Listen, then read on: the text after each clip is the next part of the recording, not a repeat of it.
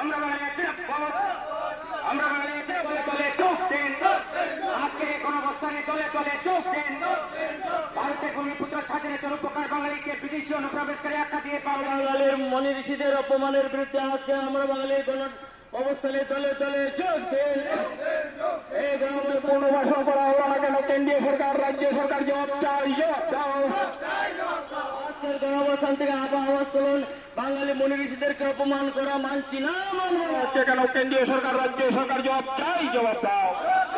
ভারতের ভূমিপুত্র তথা স্বাধীনতার উপকার বাঙালি জনগোষ্ঠীকে বিদেশি আখ্যা দেওয়া হচ্ছে কেন? কেন্দ্রীয় সরকার রাজ্য সরকার জবাব চাই, জবাব দাও। 7 দফা দাবির ভিত্তিতে গোটা রাজ্যেই আমরা করে চলেছি। আজকে হচ্ছে এখানে নেতাজি পাদদেশে সভানগরে আমরা বাঙালি উত্তর ত্রিপুরা জেলা কমিটির উদ্যোগে এই যে 7 দফা দাবি, এই 7 দফা দাবির মধ্যে আমাদের রয়েছে 1 নম্বর, ভারতের ভূমিপুত্র স্বাধীনতার রূপকার। আপনারা জানেন এই দেশকে স্বাধীন করতে গিয়ে সবচেয়ে বেশি রক্ত দিয়েছে বাঙালি, সবচেয়ে প্রাণ দিয়েছে বাঙালি। আজকে বাঙালি ভারতবর্ষে কোথাও জায়গা নেই। বিভিন্ন রাজ্যে যে অনুপ্রবেশকারী বাংলাদেশি বিদেশি বলে আখ্যায়িত করে বাঙালির উপর অত্যাচার করা হচ্ছে। গত 1 বছর ধরে পরিস্থিতি কি চলছে? বাংলা ভাষার কথা বললেই মানে বাংলাদেশি বলে দাগিয়ে দেওয়া হচ্ছে। আজকে রবীন্দ্রনাথ ঠাকুরের গান আমরা গাইতে পারি না, আমার সোনার বাংলা গান গাইলে নাকি এই যে বিষয়টা আজকে এনআরসির পরে আসামের বুকে 19-20 লক্ষকে মানে বিদেশি চিহ্নিত করা হয়েছে 2019 সালে। এখন আগামী দিনে ত্রিপুরাতে আইন প্রযোজ্য হবে, সারা দেশে আইন প্রযোজ্য হবে। কেন? কারণ দেখুন, আমরা তো এই দেশের ভূমিপুত্র নাগরিক, আমরা কোথায় যাব?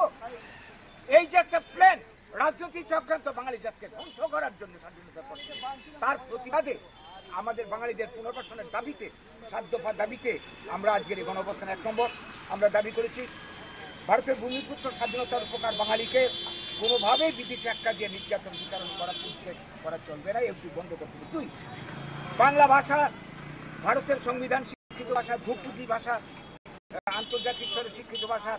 এই ভাষায় সরকারি যত পরীক্ষা আছে, সরকারি পরীক্ষা এবং সরকারি বেসরকারি সমস্ত সরকারি কাজকর্ম, বেসরকারি কাজকর্ম বাংলা ভাষা চালু করতে হবে, অন্য ভাষা চালু হয়ে গেছে। 3, ত্রিপুরাতে যে বেকার সমস্যা প্রবল আকার ধারণ করেছে, দিশাহারা যুব সমাজ, এই সমস্যার সমাধান একমাত্র হতে পারে ত্রিপুরাতে যে কৃষিজ খনিজ বনজ সম্পদ রয়েছে এগুলিকে কাজে লাগে ব্লক ভিত্তিক উন্নয়ন পরিকল্পনা যদি না হয়, সেই পরিকল্পনা বাস্তবায়ন করার আমরা দাবি জানাচ্ছি।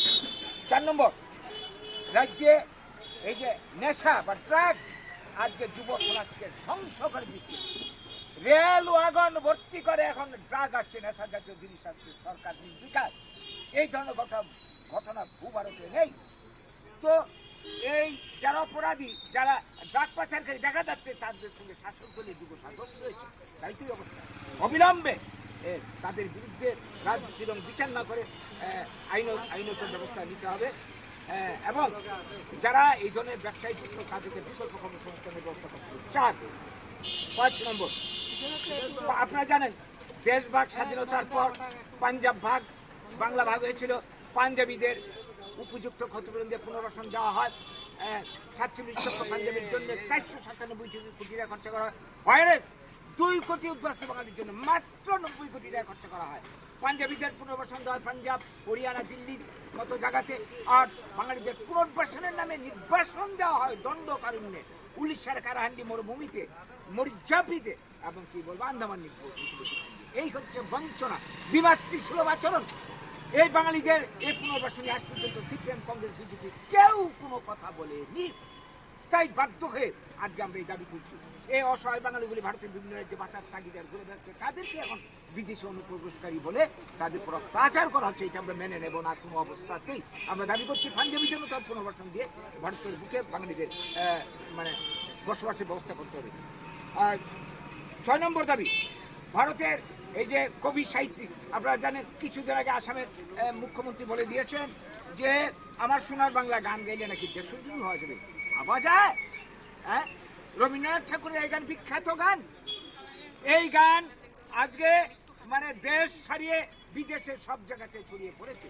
আজকে বলছে কিনা এই তার গান গাইলে নাকি মানে রাষ্ট্রদ্রোহী হবে। এদের কত বড় অটাসিটি, এটা আমরা কোনোভাবে মেনে নেব না।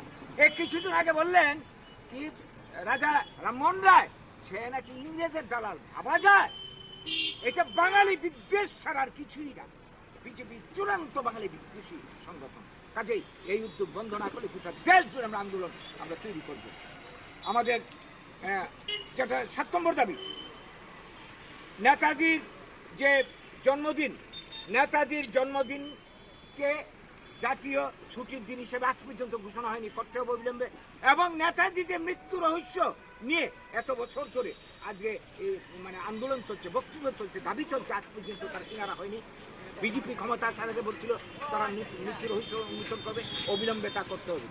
আমাদের লাস্ট দাবি যে 8 নম্বর, এই বাঙালি সমস্যার সমাধান একমাত্র হতে পারে এই বাঙালি অধ্যুষিত অঞ্চলগুলি নিয়ে সংবিধানের 3 নং ধারা অনুযায়ী ভারতের বিভিন্ন রাজ্য ভেঙে বিভিন্ন রাজ্য পুনর্গঠন করা হয়েছে। উত্তরপ্রদেশ ভেঙে উত্তরাখণ্ড করা হয়েছে, আপনার কি বলবো অন্ধ্রপ্রদেশ ভেঙে তেলেঙ্গানা করা হয়েছে, এইভাবে বিহার ভেঙে ঝাড়খণ্ড করা হয়েছে।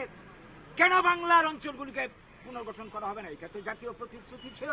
এই জাতীয় প্রতিশ্রুতির বাস্তবায়ন আমরা চাই। তাইলে একমাত্র বাংলার অধ্যুষিত অঞ্চল নিয়ে স্বয়ংসম্পূর্ণ সাংবিধানিক নিয়মের মধ্যেই অঞ্চল গঠন করতে হবে। তাইলে বাঙালি অত্যাচার বন্ধ হবে, বাঙালি এই নির্যাতন বন্ধ হবে বলে আমরা মনে করি। এই দাবিগুলি 8টা দাবিকে নিয়ে আমাদের আজকের এই গণঅবস্থান গোটা রাজ্য জুড়ে চলছে। আপনাদের মাধ্যমে আমাদের বক্তব্য জনসাধারণের কাছে তুলে ধরছি। আপনারা সজাগ হন, সতর্ক হন। আর কত নির্যাতন আমরা সহ্য করবো, আর কত রক্ত চললে আমাদের চেতনা দিতে, এবং যারা চক্রান্ত করছে বাঙালি জাতিকে ধ্বংস করার জন্য তাদেরকে সাবধান করে দিতে চাই। বাঙালি আর মানে সহ্য করবে না। তার অধিকার অস্তিত্ব রক্ষার জন্য তুলপাড় আন্দোলন আমরা গড়ে তুলব, সারা দেশ জুড়ে সবাইকে নিয়ে এই বার্তা